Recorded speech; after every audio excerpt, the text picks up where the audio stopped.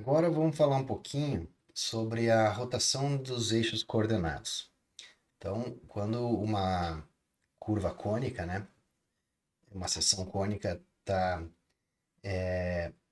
de forma assim não canônica ou rotacionada em relação aos eixos coordenados, a gente consegue fazer uma mudança de sistema de coordenadas para encontrar os elementos dessa forma canônica, dessa forma cônica.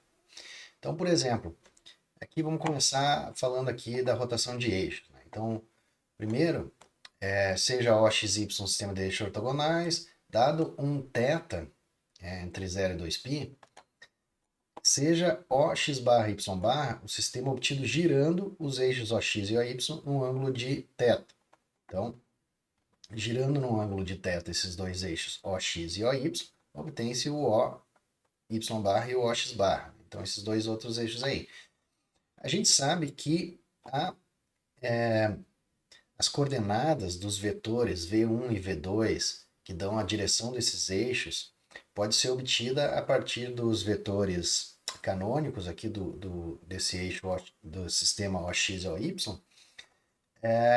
fazendo essa mudança de coordenada, que o V1 é cosseno de θ, seno θ, e o V2 é o menos seno θ, cosseno θ. Então é obtido pela rotação dos vetores E1 e E2, né? Obtém-se esses vetores unitários V1 e V2. Tá? Então, considerando aqui um ponto qualquer nesse eixo, o ponto OP, né, pode ser escrito tanto no sistema de coordenadas OX ou Y, como x vezes E1 e y vezes E2, e aí as coordenadas do ponto do vetor vai ser o próprio xy, né? Para ordenado xy, mas também a gente pode escrever esse ponto P, ou vetor OP, melhor dizendo, em função dos vetores V1 e V2, já que eles são ortogonais e linearmente independentes e tal, né? E a projeção, então, do ponto, a projeção do vetor OP na direção de V1 vai ser x barra V1. Né? X barra V1 que está aqui. E a projeção do OP na direção de V2 vai ser YV2, que está aqui. Então, para esse ponto aqui, a gente diz que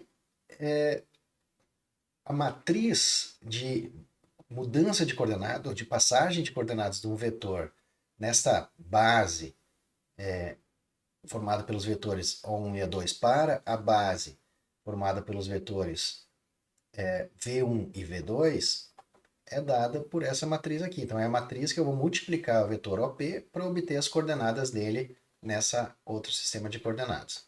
Vamos ver então como que funciona isso. Então tem a seguinte situação. O mesmo vetor OP pode ser escrito em função de E1 e E2, né? Escrevendo x E1 mais y E2, como pode também ser escrito em função de V1 e V2, fazendo x barra V1 mais y barra V2. Então, no sistema de coordenadas, ou na base, formado pelos vetores E1 e E2, e aqui na base formada pelos vetores V1 e V2. Então, aqui eu tenho a seguinte situação, né? E1 aqui é o 0 e 1. Então aqui, por exemplo, posso escrever assim, ó, x, quer dizer, 0 e 1 não, é 1 e 0, mais y, 0, 1. Tá? E aqui, quem que é o V1? O V1 é aquele que está escrito aqui, né? É o cosseno θ, seno θ. Então, cosseno θ, seno θ. E o V2 é menos seno θ, cosseno θ. Aqui, né? Assim. Então, Aqui eu vou ter o xy, né? Porque 1 vezes x mais 0 é x vezes 1, x vezes 0, y vezes 1, y vezes 0. A soma aqui vai dar isso aqui. E aqui eu vou ter, então, x barra cosseno θ menos y barra seno θ, vírgula, x barra seno θ mais y barra cosseno θ, certo? Ou seja, x é dada pelas coordenadas em função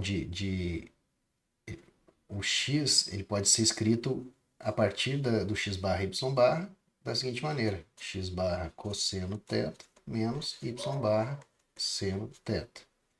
E y é o x barra seno θ mais y barra cosseno θ. Assim, isso também pode ser escrito como uma transformação obtida pelo produto da matriz B vezes o vetor x barra y barra, que vai ser o seguinte: x, y é igual a cosseno θ menos seno θ, seno θ, cosseno θ, vezes x barra y barra. Então, cosseno θ vezes x barra menos seno θ vezes y barra.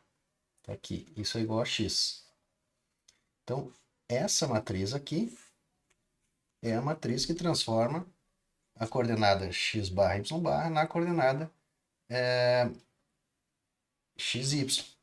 Então, essa matriz aqui é a matriz que o livro é chamado de B. A inversa dessa matriz aqui, que pelas características dela, assimétrica é a mesma transposta, a inversa, quer dizer, não simétrica, a inversa, então é cosseno de θ, seno de θ, menos seno de θ, cosseno θ.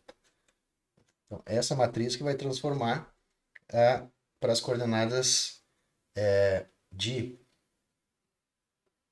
x, y para x barra, y barra. Então, vai ficar assim, x barra, y barra é igual a x cosseno θ mais y seno θ é igual a menos seno θ mais y cosseno θ. Opa, faltou um x aqui. Menos x.